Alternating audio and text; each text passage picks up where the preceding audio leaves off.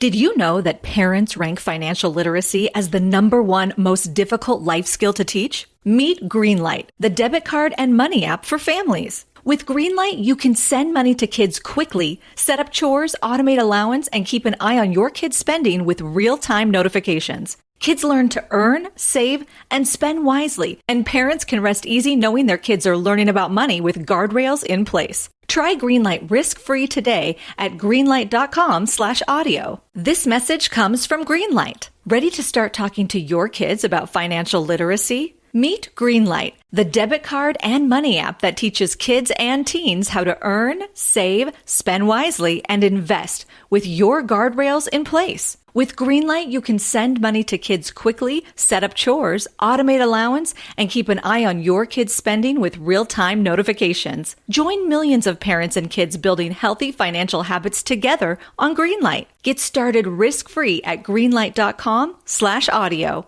This is a mini meditation guided by Bombas. Repeat after me. I'm comfy. I'm cozy. I have 0 blisters on my toes. And that's because I wear Bombas, the softest socks, underwear, and t-shirts that give back. One purchased equals one donated. Now go to bombas.com/add-large and use code add-large for 20% off your first purchase. That's bombas.com/add-large and use code add-large at checkout. It's the Opperman Report. Join digital forensic investigator and PI Ed Opperman for an in-depth discussion of conspiracy theories, strategy of New World Order resistance, high-profile court cases in the news, and interviews with expert guests and authors on these topics and more. It's the Opperman Report. And now, here is investigator Ed Opperman.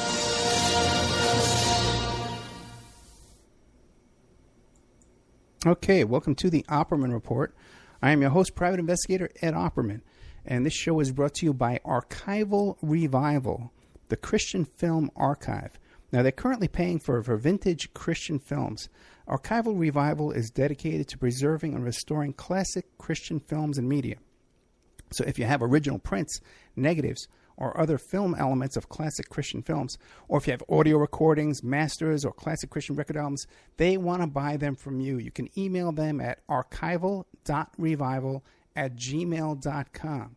Now how this works is they want to preserve these classic Christian films so that they can continue bringing people to the Lord, to continue saving people, to continue bringing people to salvation.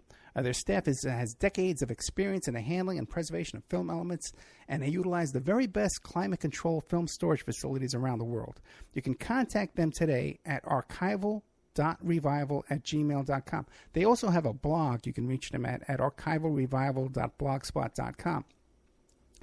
So if you got these old vintage films and they're in those big 16 millimeter or 35 millimeter tin cans, and you got them up in your closet there at the church, the pastor's attic or something like that, or the youth camp or whatever, dust them off. Get a hold of archival.revival@gmail.com, and they're going to make you an offer for those films. They want to buy them from you. This is a sponsor that wants to pay you. You don't have to buy anything.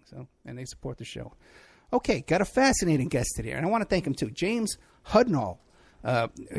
Came through for me at the last second. This is the day before 4th of July. I've been wanting to book this for a while. In fact, I emailed him months ago on Facebook because I read the story. No, you know what it was? It was Mike Parziale told me this story. Mike Parziale, the guy who does a lot of stuff on the Wade Robeson case. And he told me about this. Look up this guy, My Disturbing Michael Jackson Experience by James Hudnall. You could find that over on Breitbart.com. But James got a lot of stuff going on here. He's going to be at the Comic-Con in San Diego in a couple of weeks. He writes for Lucky Comics, Beetle Girl, this comic called Beetle Girl. And he's written a couple of books. You can find them on Amazon.com, Two to the Chest and Secrets of Writing. So, James, you there? Yes, I am. Hey, thank you so much. It's going good, And it's not like we haven't been talking for 20 minutes off the air, right? But, it's going great. Hey, so tell us about yourself. Who is James Hudnall? Well, I'm a professional writer. I've been doing it since '86. Before that, I was a computer programmer. And I was also an Air Force veteran. But I created a comic called Espers, and then went on to write for Marvel and DC, and I've also worked for Image and Malibu. I was a creator of the Malibu, one of the founders of the Malibu Ultraverse. And so when the comic industry kind of tanked in the 90s, mid-90s, I went back into computers and I went into web development. So I've been mainly doing being an internet engineer, as they call it, but I still do comics, and I've been doing them on the side, and I'm also self-publishing stuff through digital means, as well as I've got my own publishing company. So I've been pretty busy, I guess. Okay, very good. And I guess it was through this comic book. I guess you've been a comic book guy your whole life. And that's how you had this quote-unquote disturbing encounter with Michael Jackson. Why don't you describe it? Yeah. Yeah, sure. Well, I used to live in L.A., and because I was pursuing the movie business and everything, and I used to shop at Golden Apple Comics on Melrose, which is kind of like a big store down there, and it happened to be a store that a lot of celebrities shopped at also. I would go in there a lot and see. I would always see celebrities in there when I went in there. I've seen Samuel Jackson and a bunch of other people. So I was friends with the owner and also the employees. And one day I came in to get my comics, and the owner said, "Hey, Michael Jackson's here. Do you want to meet him?" And I said, "Sure." And I liked Michael Jackson's work. Now, this is before it all came out that he was assaulted this teenage boy. It came out in the news around that time in the early 90s. And I had my suspicions about Michael Jackson before then, because I just thought it was weird that a celebrity would spend so much time with kids. It just seemed, it was one thing to see kids and everything. That's fine. But he, it just seems to be a little bit too much. I mean, there's degrees, so I always had my suspicions about him, but I liked his music and everything, and I thought it'd be cool to meet him. So, so they said, sure. And it said, well, he's busy right now, but when he apparently he was in the back of the store, which is where the employees go. And then he came out and he had this boy with him who was like, turned out later it was this Geordie. His name was Geordie, I think. Yeah, Geordie he was Chandler. Like 13 years. Yeah, so it was actually Geordie Chandler. Yeah, okay. I think his name is Peterson. Anyway, so he had this boy with him. Now, okay, so he had this guy with him, right? Except he had his arm around him the whole time like it was his girlfriend. And they were whispering in each other's ear. And it's just like the kind of behavior you don't see people do, unless they're either gay or they're on a date or something. It's just not like two guys, especially like a 40-year-old. This time he was like in his 40s, and this was a 13-year-old. So, it's just a little strange. I don't know. But, anyway, so then they disappeared again, and they disappeared for like half an hour. And then I said, well, so I've been waiting to meet Michael Jackson, right? I've been hanging out there, and I was talking to other employees there. So I said, where did he go? And he's in the bathroom. Now, there's only one bathroom in that store, and it's for the employees, and it's in the back where all the boxes are and everything. And it's only a bathroom big enough for one person. I've been in it before. It's a very small bathroom. It's literally it's just barely big enough for one person to go in there and come out. So why would two people go into a bathroom like that? I mean, there's only two reasons I can think of, and one of them is to do drugs, and the other one, I don't want to think about it. So it's for, a 40-year-old man and a 13-year-old boy. So I don't know. I mean, what is he going to do? Hold his hand? Or I don't know. Anyway. Well, let me ask you a couple questions. For half an hour. Wait, James, can you hear me? Sure, I'm here. Let me ask you a couple of questions. Now, when you saw these two walking around, was Geordie this was Geordie Chandler? Because you said Peterson. Geordie Chandler, that's the name, yeah. Geordie right. Chandler. Now, the size of him, was Geordie Chandler obviously, clearly, like a little boy along with Michael Jackson, a grown man, or did they almost like appear to be? No, Michael Jackson wasn't very tall either. So he's tall and very thin, so he almost could pass for, though he was like, you could tell he wasn't. Especially at that point, he had all that facial surgery done, so he was looking like the mummy or whatever. But anyway, No, he was like a 13-year-old, but he looked like he could have been 15 or 16. Okay, and were they holding hands as they walked around? Yeah, and he had his arm around him like you'd have your arm around your girlfriend if you were on a date and you were going around. Wow. I mean, look, if you're going to a comic store and you're looking at comics, why would you have your arm around somebody the whole time? Did you know that parents rank financial literacy as the #1 most difficult life skill to teach? Meet Greenlight, the debit card and money app for families. With Greenlight, you can send money to kids quickly, set up chores, automate allowance, and keep an eye on your kids' spending with real-time notifications. Kids learn to earn, save, and spend wisely, and parents can rest easy knowing their kids are learning about money with guardrails in place. Try Greenlight risk-free today at greenlight.com/audio. Just unless you're like on a date or something, it's just not like, it's certainly not, it didn't seem very, to me, it just didn't seem like two friends hanging out. I mean, I've never had my arm around my friend. Now anyone else in the store, like, look at this and say, hey, what's going on here? Like your friends who work there? Nobody, it's L.A., There's nothing, people just ignore, try to ignore it or act like it was, I mean, nobody was like going, what are you doing? Or, it's nothing like that.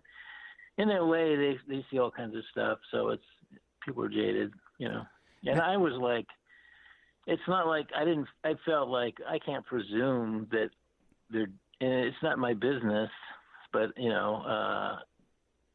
it's not like it was not consensual, in other words. I mean, I didn't feel like the kid was trying to get away from him or anything.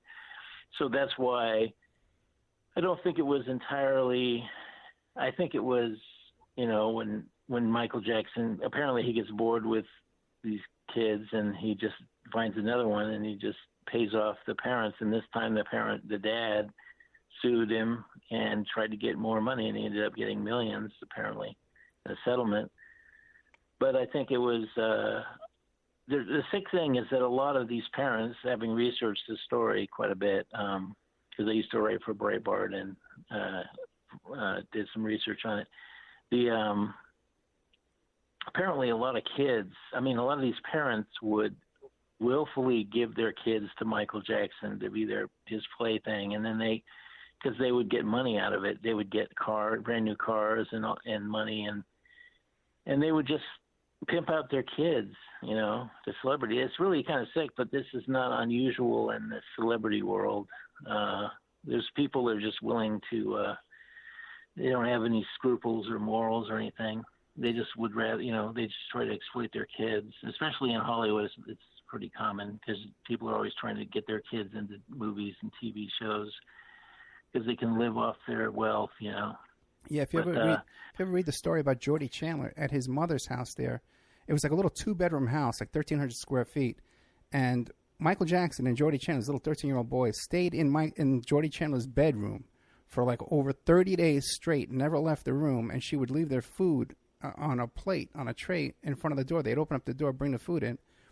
So they were in there, 24 hours a day together for like a month.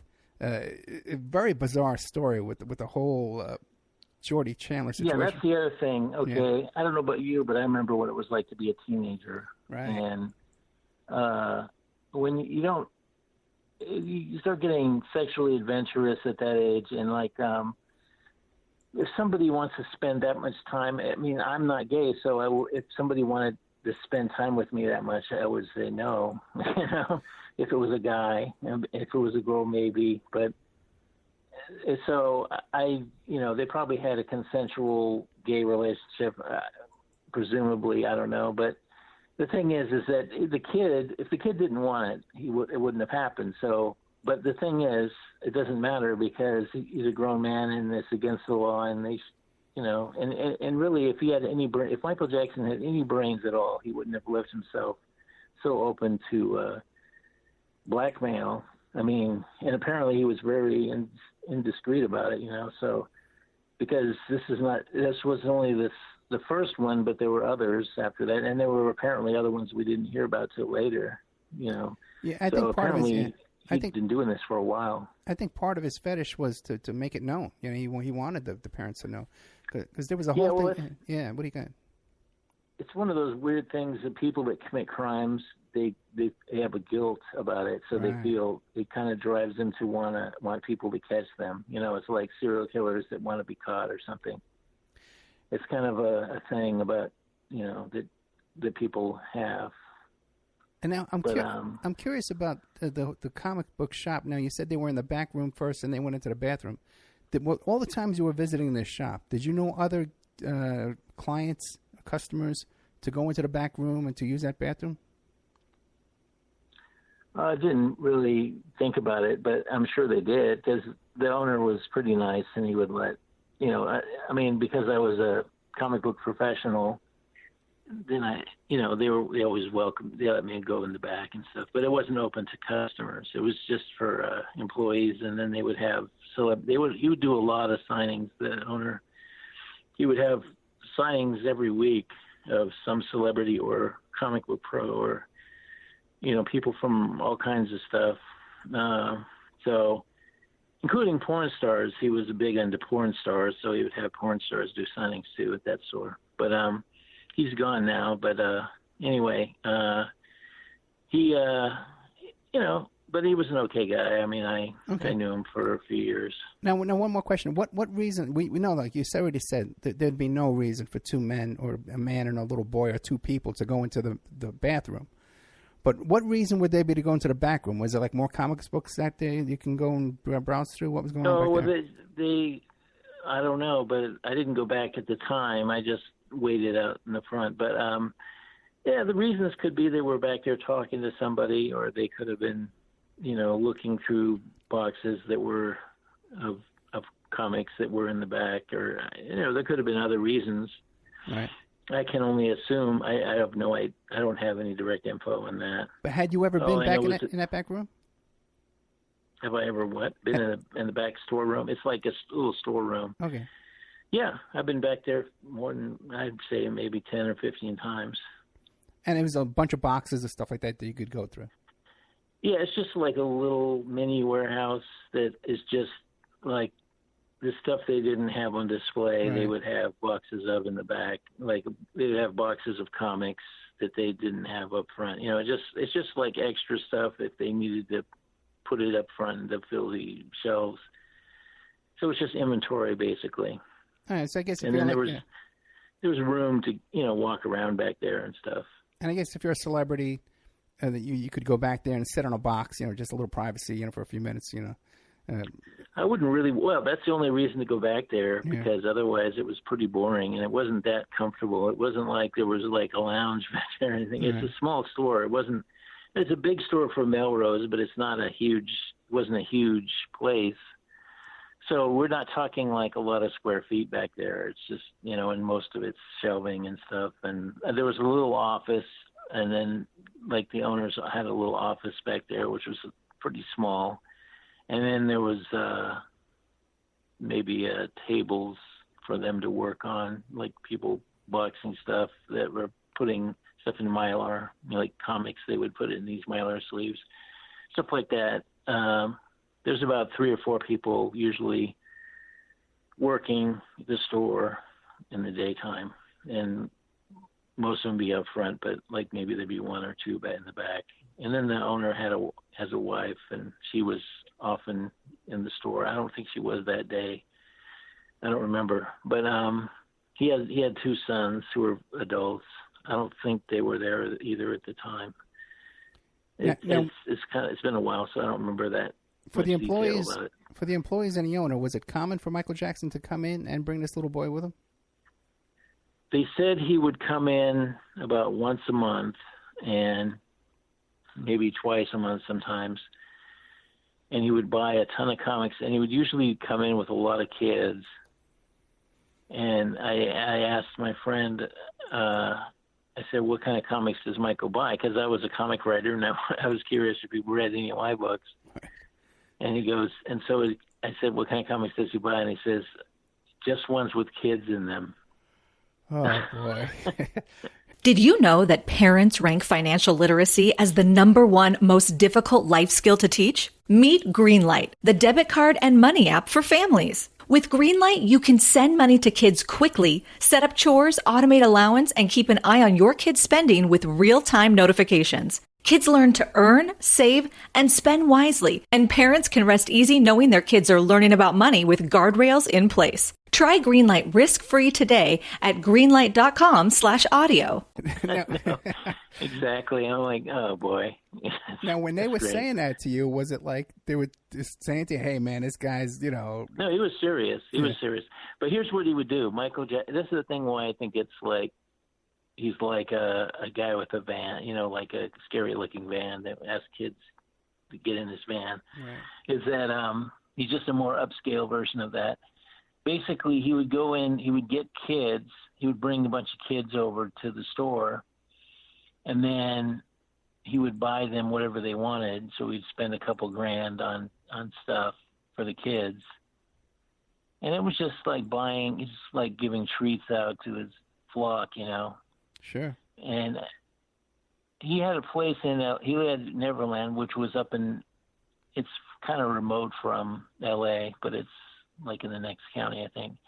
But I mean, he also had a condo in LA that he stayed at times. And I think he, I don't know if he brought local kids to the store or whatever. And I don't know where he got the kids from, but he just usually had a flock of kids, but this day he didn't. He had just, Jordy with him. But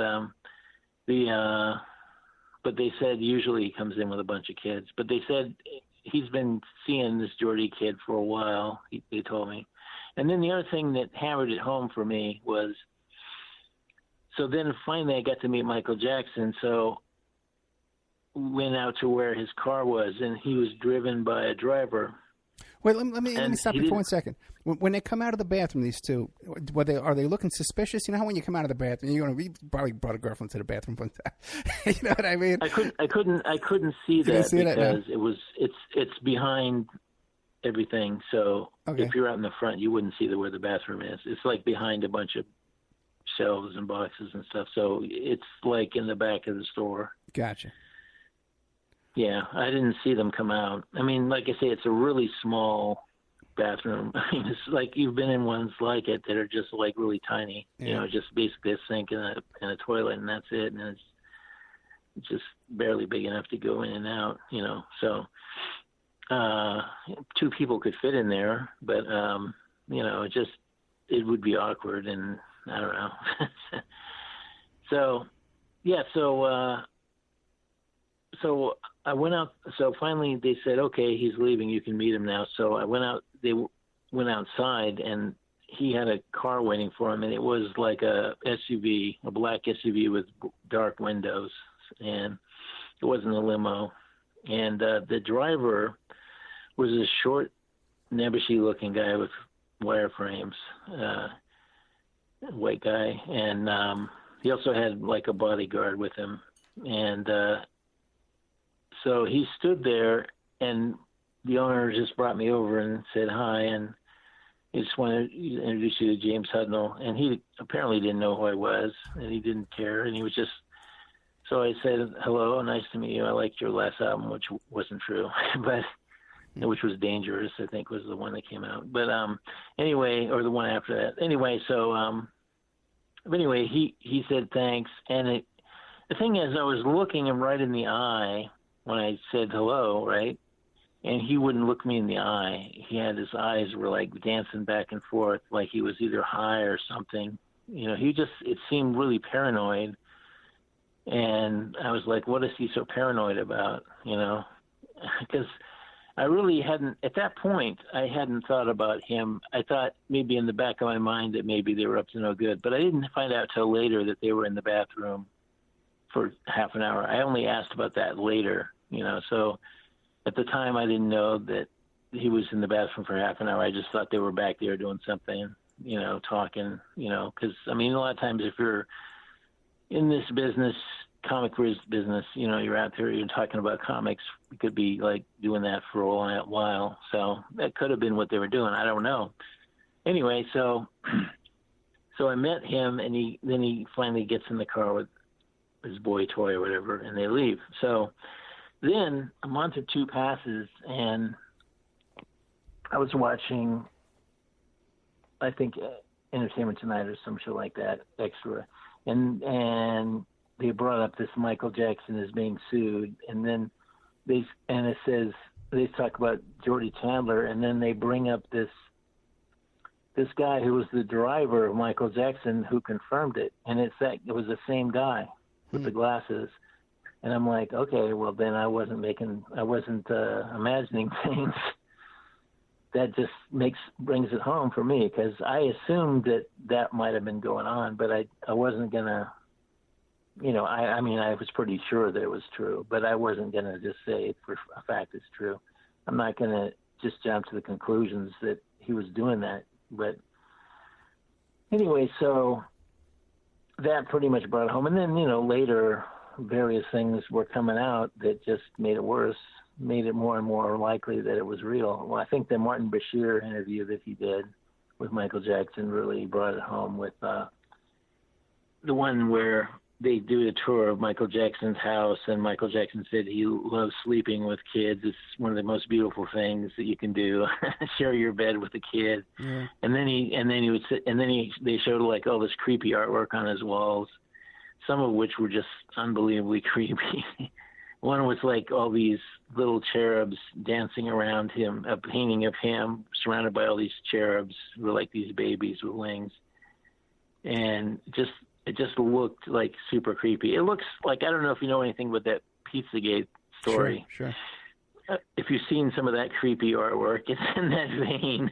Yeah. It's just like super creepy artwork that is just, man, apparently there is this pedophile thing is like a huge thing that was, especially with rich people. And so apparently it's very prevalent in Hollywood and other places like that, and politics. And so he was probably well protected, and because he was a huge Democrat donor, and he was put on these huge fundraisers for the Democrats and everything, and so he probably had a lot of protection on that score. And it's interesting because the tour that I was telling you off the air about, that tour that I knew about, what happened was I used to own a cell phone business, cell phones, beepers and cell phones. So the guy that installed my car phones in cars for me, we became friendly, and I became friends with his father.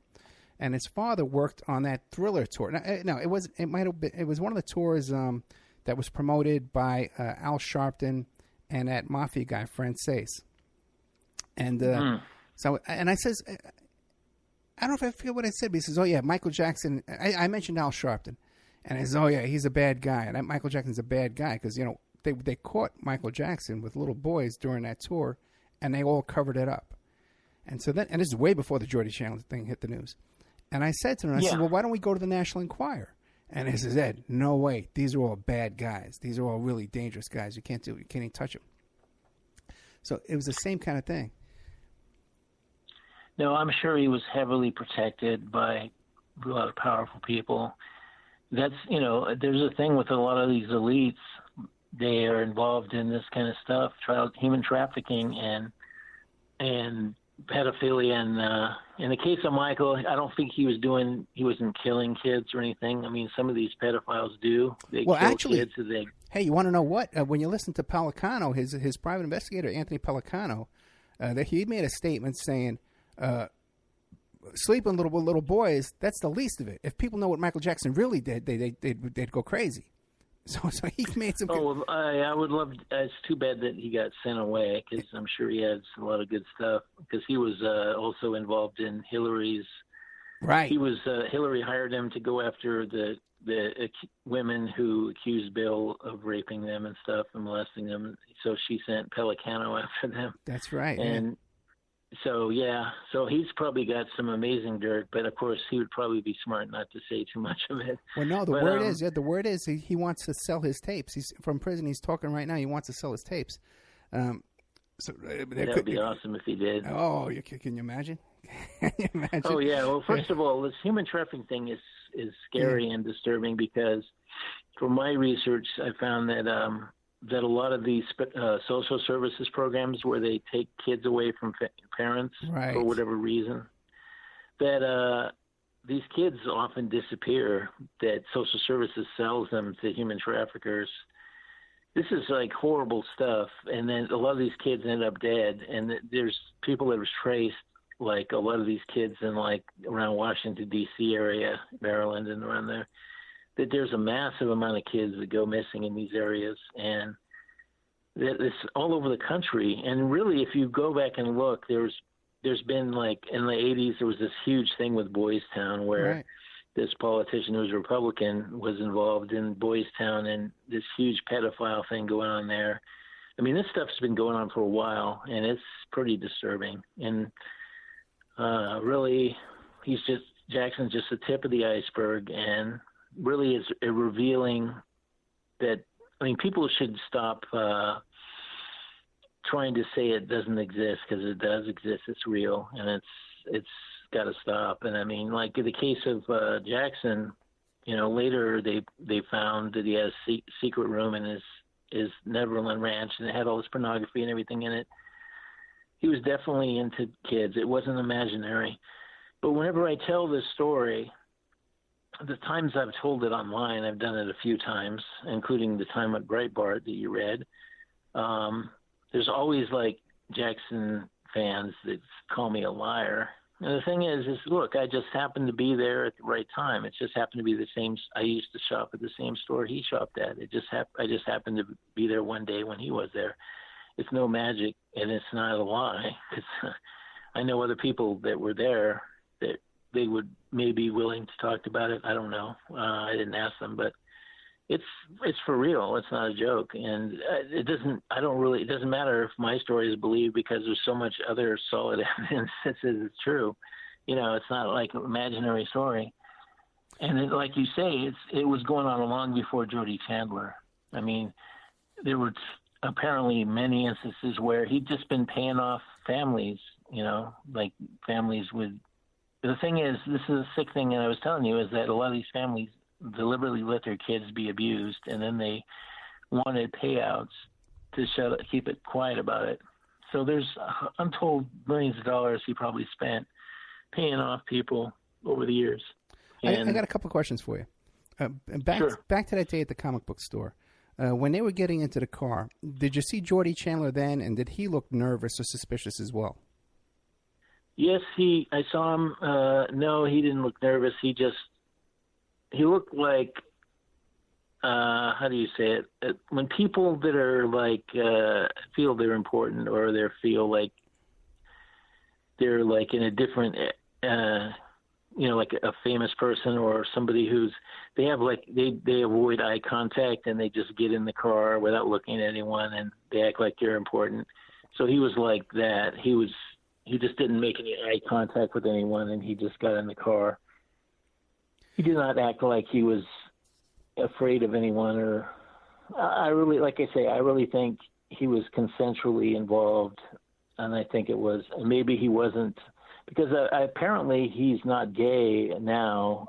I read an interview with him years ago where he's now an adult and he's got a girlfriend and everything. But, you know, a vulnerable teenager can be seduced by an older person, especially if they're famous. And I get a lot of these kids that Michael Jackson seduces were fans of his, so they were seduced by somebody who's like a famous person. So it was easy for him to do that. And he had all of this.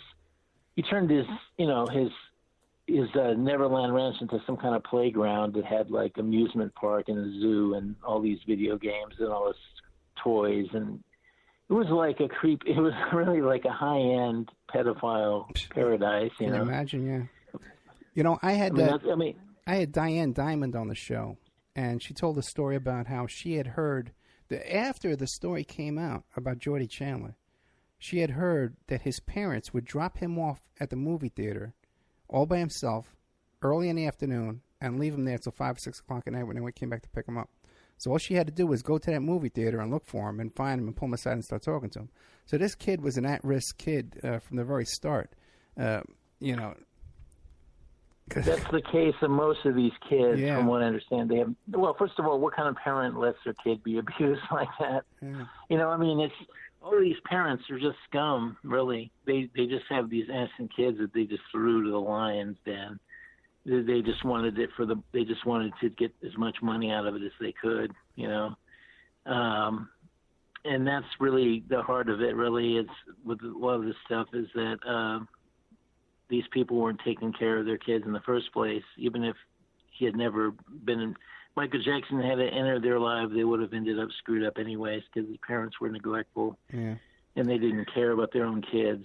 Because, I mean, really, I mean, you'd have to really not care about your kids to just dump them somewhere and not, I mean, well, you know, I mean, my generation, our parents let us wander around without supervision a lot, and it wasn't a problem for me, but I mean, some of these things that these parents do, it's beyond the pale. I mean, it's one thing to let your kid go to the movies for 4 hours or whatever. Mm. It's another thing because you know where they are, but if you're just leaving them with some old guy for like days, Yeah. there's something wrong with that. Well, even the movie theater, you know, because I'm 55 years old, and when I was a kid, the movie theater was a haven for these perverts, you know, and we saw it, you know, and even I remember too, they wouldn't let us go up. When the women were the women, what do they call those? The ushers. When the ushers were women, Yeah.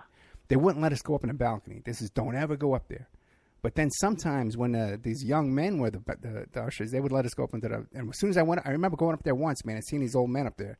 This is for a matinee. There's no reason for these guys to be up there, you know, watching these kid movies with cartoons back in those days, man. Like, you know, these kid movies. But yeah, you know what I mean? Yeah. Well, let me ask a couple of questions though too. Now, back at this time,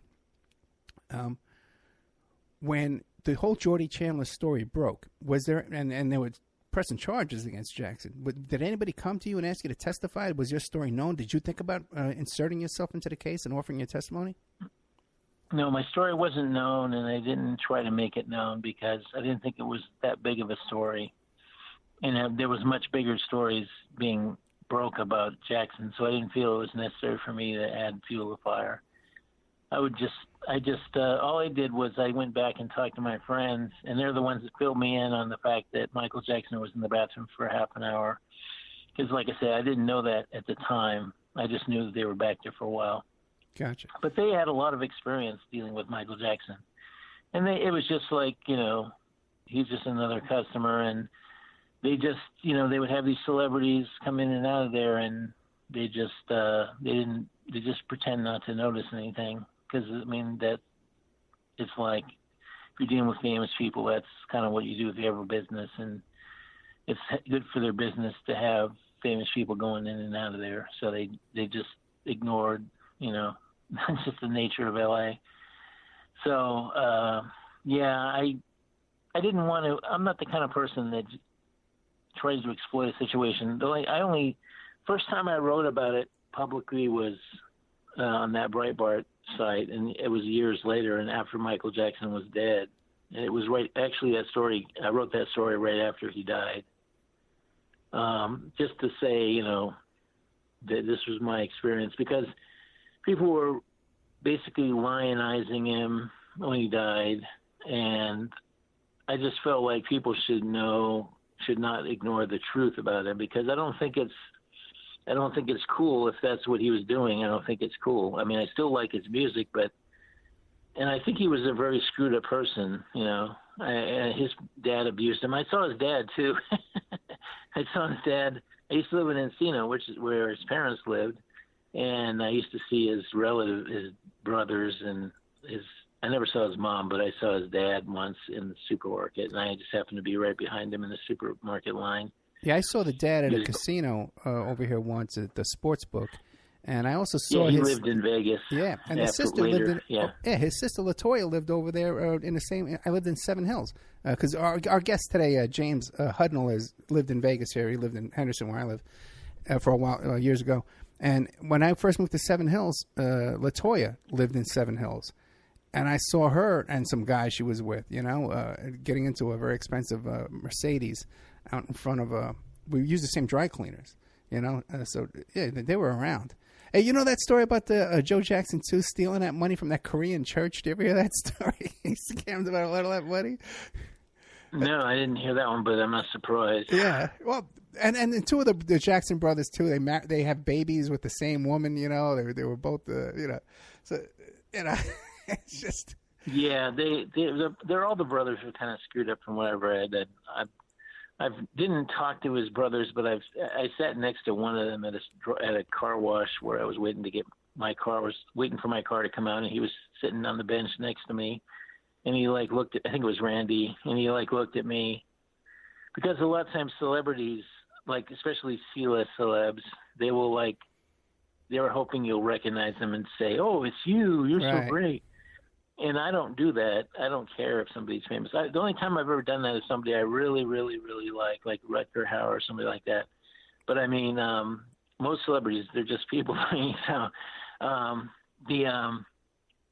So, I was sitting next to him in the car, and I've also met a ton of sports celebrities. My sister works for the Red Sox, and I've just run in those circles, especially when I lived in LA. I would meet a lot of these people, and to me, they're just people. I don't follow a lot of that sports, so I don't really. I knew who they were. I just didn't care. But I mean, I've met when I lived in LA, I met a ton of celebrities. It just got to be, meeting people in general. But yeah, so Michael Jackson is just one of the more famous people I've met, but I've met tons more. Well, James, let me take a little. It's just that he's the one that stands out. Let me take a little. Obviously, if he's in a bathroom, a little kid for a half hour. Let me take a little commercial break here. When we come back, I want to ask you about your experience at Breitbart, because sure. That theory about Breitbart making the comments about Pizzagate, about Podesta. I'm interested in what you have to say about that. So let's take a little commercial break here. We're with James Hudnall. He's going to be at Comic-Con next week in San Diego, 2 weeks. He writes for Lucky Comics. He got a comic book coming out called Beetle Girl. What's that thing called, Beetle Girl? Beetle Girl I've done a bunch of issues of it for them. But I mainly just do my own comics, but I've been doing some for them. And I they're a nice little company. They're doing fun comics, so. Yeah, you can tell I'm not a comic book guy, but I'm trying. I'm trying to. Yeah, and sure. There's a couple of books, two to the Chest and Secrets of Writing. To the Chest and the Secrets of Writing. I also wrote a novel called Hell's Reward, which is part of a fantasy series that I did, and those are available in either print or digital at better booksellers. Okay, we'll be right back after these messages with more of James Hudnall.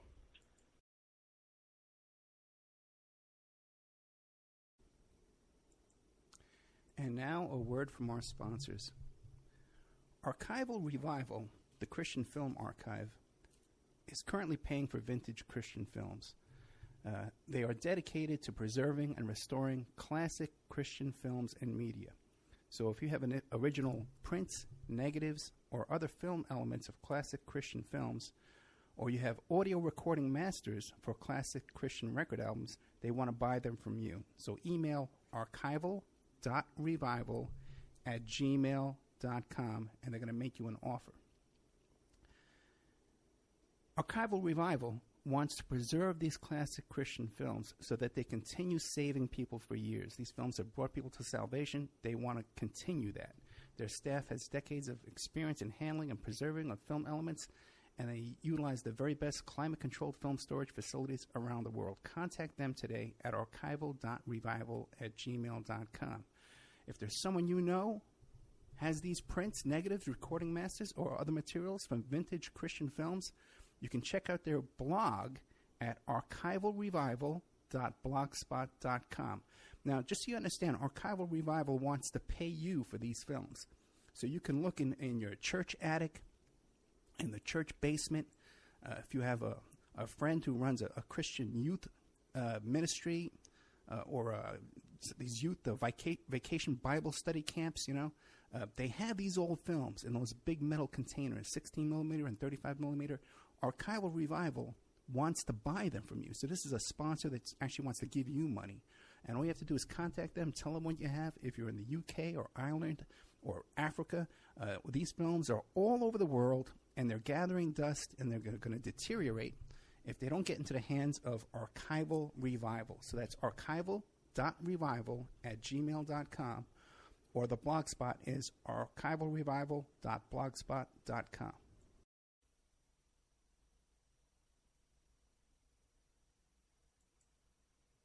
Don't forget, this show is brought to you by pscoco.com.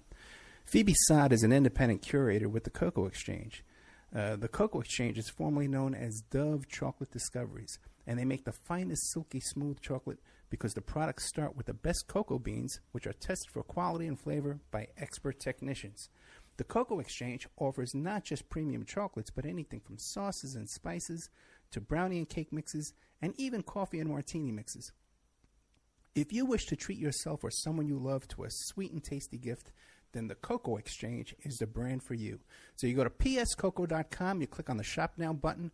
You can see all their beautiful chocolates. You can order it right now tonight. It could be in your mailbox in a couple of days. Or if you want to get into the chocolate business, you want to be a chocolatier just like Phoebe Sod, you can click the Contact Us button, and you can learn how to get your own website, go into the cocoa chocolate business, and sell chocolate and make a little bit of money there. Remember, all these shows on Awake are brought to you by emailrevealer.com. You can go to emailrevealer.com and get a copy of my book, How to Become a Successful Private Investigator. But you also do all the kind of different services for you. An online dating service investigation. It's called an online infidelity investigation. And that's where you give us your husband or your boyfriend, your girlfriend's email address, and we trace it back to their online dating websites, and we return a list of all the dating sites that email is registered to. We can expand on that investigation and trace it back to porn sites, escort service sites, swinger sites, even gambling websites, and even prescription drug websites. If you think your ex-husband or something is addicted to prescription medication or involved in a extreme online pornography addiction, we can produce a report for you that you can use in court. Adoption investigations. If you want to locate your birth parents or your birth child you gave away for adoption, we can do adoption investigations for you. Asset searches for you. Locate bank accounts, hidden assets, hidden properties, hidden income, all different kinds of services in the asset search investigation. Email tracing. If you need to locate or identify somebody from just an email address, we can do an email trace investigation for you, and all kinds of digital forensics, computer and cell phone digital forensics, where we can recover deleted content from an email or a hard drive and produce a report for you that you can use in court. That's emailrevealer.com, or you can contact me at oppermaninvestigations@gmail.com. Welcome back to the Opperman Report. I'm your host, Private Investigator Ed Opperman. We're here with James Hudnall, okay? Going to be at Comic-Con next week. James, are you there? Might have lost James. Did I lose James? Oh, I had him on mute. Hey, James, how are you? I had you on mute. Sorry about that. Now, before the show, but earlier you were talking about Pizzagate. What do you know about? Have you heard that rumor? By the way, I was the first radio host to do a show about Pizzagate when it first broke. Now, and I've done a few shows about it, and I've talked to some witnesses off the air, so I'm very convinced the basics of the story, at least. Now, there's a story out there that Breitbart made a comment on Twitter about Podesta that could have been alluded to Pizzagate. What do you make of that? It's not true. Lee Stranahan, who was a longtime reporter for Breitbart and recently left, I was there for about 2.5 years, but he stayed there for a while. On and off, he left and came back. But he knew Andrew pretty well. I knew Andrew, and I talked to him a few times on the phone, but I never got to meet him, unfortunately. He asked me to join Breitbart himself, which was cool. But anyway, Lee Stranahan came later, and they were friends, and they lived in L.A. So Lee Stranahan pointed out, and if you go to YouTube, he has videos up there where he does his own reporting on there, and he showed that he debunked it, because what it is there's some Twitter feeds that look like they were Breitbart talking about Podesta and Pizzagate like years before the incident. Right. Well, he didn't say the word Pizzagate, of course, but he said the tweet supposedly said, "Why isn't Podesta being investigated for, pedophilia or whatever it was?" And it turns out that those were manufactured. That they didn't. That Breitbart never said it, because if you go to Breitbart, Breitbart's tweets are still on Twitter, and if you go to Twitter and you just look through his tweets towards the end of his life, you'll see that there are no such tweets. So I don't think that those were real. But that doesn't mean that Podesta isn't a creepy. The Podesta brothers, his brother as well, aren't involved in some creepy stuff, because they are. And they're also behind the whole Russia narrative about Trump and Russia. It's all Podesta invention, because it's the Podesta brothers who have deals with Russia. They're part of that uranium deal that Hillary gave Russia, where they gave us 20% of the U.S. uranium to Russia. They were trying to deflect from them. They're trying to deflect they were trying to push the heat onto Trump. And of course, it's all been debunked now. So that's why the media is backing off on it. But now it looks like the investigation's turning around back on them. So on the Hillary camp. So it'll be interesting to see where that leads. But that's the big thing with him is the spirit cooking thing, which is, very disturbing. Basically, there's a woman that's sort of like some kind of weird spiritual guru for these people, and they have this satanic rituals. Abramovich. Yeah, Abramovich. Yeah, she's pretty creepy, and she's like pushing 80, but she looks really young. Apparently, she bathes in the blood of children or something. I don't know. Yeah, I was going to say that too. Yeah, she looks remarkably young for a woman of her age, and also too, if you ever seen the videos of her ceremonies and stuff like that, she's got these this backyard with these ancient stone rooms almost where they go in there and they kiss the walls and stuff. Whatever is going on back then, those things have been there for hundreds of years. The whole Pizzagate thing is just so disturbing. And like you said too, you're absolutely right about the Podestas being involved in dealings with Russia. And their name came up in the Panama Gate, the Panama Papers, with those Panamanian banks. Their names came up in there too. They're dirty they're unbelievably dirty. The whole Clinton organization is just an organized crime cartel. I mean, they're involved in like unbelievable stuff. The Clinton Foundation, basically taking millions of dollars in bribes from these dictatorships in like Africa and the Middle East, and then laundering it through all these different organizations and putting it into her campaign. And so they were getting illegal foreign money.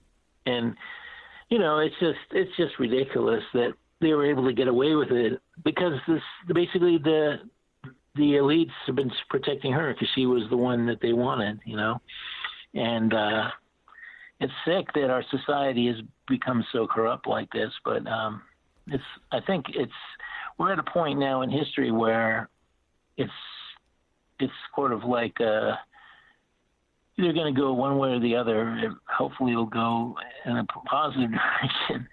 But we're at that point where things come to a head. And if you look through history, there's always a point in time where things come to a head, where corruption gets so far, and then it just, things come apart, or they restart, they reboot, and things take a new direction, World War I was one of those situations where there was royals everywhere, corrupt royalty, and then you had World War I, and then that collapsed, and there was a new system after that, So, yeah. Anyway, let me ask you this now.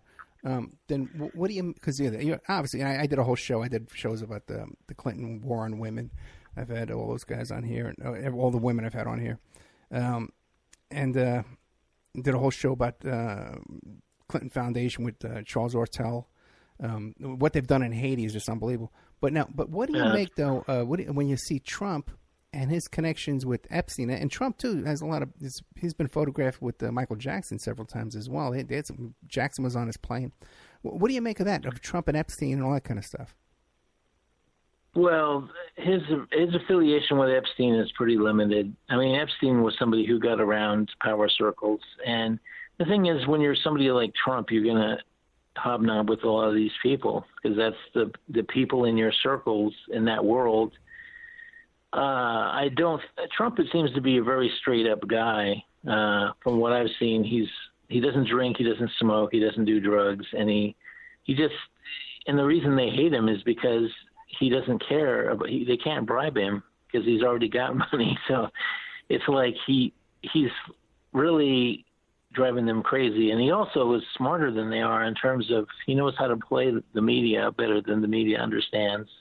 Every tweet he does that drives them insane is really, what it does is it makes them look worse to the public. And the thing is, if you go back and look at the Bill Clinton impeachment, the impeachment only made him more popular because people will look at the president as an underdog if they feel that he's being bullied. So what's happened is they're bullying Trump and calling for his assassination and all this stuff. It's just going to make him more popular. It's not going to make him less popular. They're just making sure that he gets reelected. And they're really destroying themselves politically. I mean, they're going to suffer from massive losses. They didn't win any special election this year. And they really don't have a clue what they're doing. I mean, they've gone so far, so extreme, and they're just spouting this crazy stuff. Crazy talk. This is beyond belief. It's not what sane people would do. I mean, really, if you were trying to convince people, you don't convince them with screeching and hysteria. You convince them with, like logic or things, here's the thing. They've been trying to manipulate people by appealing to their baser instincts for decades. They've been using, I don't know what you know about Edward Bernays and that whole thing, but basically they've been using psychology on the public to try to morph their, they've been trying to destroy the cultural identity of the U.S. and the family unit and all that stuff. It's been a long, ongoing campaign that's been going on for years, and you're seeing the results and the way society is now. It's a mess. So it's all been orchestrated and for decades, and basically trying to divide everyone and trying to get everyone to hate each other, with various ethnic groups hating each other, and then sexual groups, and it's just just trying to divide and conquer. No, we're familiar with that. The audience is very familiar with that, and I would invite you to go back and look at my shows too that I've done about Epstein. But now you're saying that's the Democrats doing that, because the Rockefeller Foundation, they were Republicans and they did all that too. Don't get me wrong. Yeah. I'm personally politically agnostic. I don't believe in political parties because both sides are two faces of the same coin, Well, then, they're just. But you do seem to be like a Trump supporter, right? Then what do you make of like Trump having Kissinger there in his office, his friendship with Adnan Khashoggi? I don't agree with a lot. He's got some globalists in there, and I don't agree with that. Right. But you're one of these guys that still has hope. You have hope in Trump. You have hope that there's going to be some kind of an avenue with Trump. All I can do is hope, because. Here's the thing: you're not going to get any choices. He's like a wild card basically, and it's going to go either way. But you would have otherwise got a Bush or a Clinton, and it would have been just the same. It's the same difference, really. Both have their own issues. The Bushes aren't clean either, so it's really a terrible situation, but. I would rather hope that things will be better now, because at least Trump seems to be trying to fix some things, and I really do see that. I don't know if he'll be successful, but so far it looks good, so we'll see. But he has to fight an incredibly entrenched bureaucracy that doesn't want him to succeed, so it's going to be interesting to see if he succeeds. But to be honest, I've been predicting since I was a teenager, and I'm 60 years old. I've been predicting since I was a teenager that eventually there will be another civil war in the U.S. because they've been just dividing us and succeeding and dividing us. And then because, the world is about like these elites that want to control everything. They don't want people to be free. So they want to destroy whatever allows any kind of the U.S. Constitution is one of the greatest things ever created because it's one of the best blueprints for a society. It's lasted for, 250 years or whatever it's been. And I mean, that's longer than almost any country in the world has existed. The current governments of all these countries, these were one of the oldest surviving democracies in the world. World Republic. But anyway, so I mean, it's a success, but when you are successful, people want to tear you down. So that's been the attitude of a lot of these places. James, and unfortunately, a lot of people. Yeah, sure. Go ahead. We're totally out of time. Oh, okay. But I can't thank you enough, man. There's a fascinating story about Michael Jackson, and fascinating to know someone and debunking that story about Breitbart. I really appreciate that too, as well. I think you'd enjoy some of my shows if you go back into the archives and check it out. I'll send you a link because I've had a lot of the same stuff we talk about. Thank you so much, James Hudnall. I almost said Hardell. James Hudnall, and he's going to be at Comic-Con. Check him out. He writes for Lucky Comics sometimes. Got his own publishing company. Many books, Two to the Chest and Secrets of Writing. James, thank you so much. Thank you. Bye. All right, yeah, James Hudnall.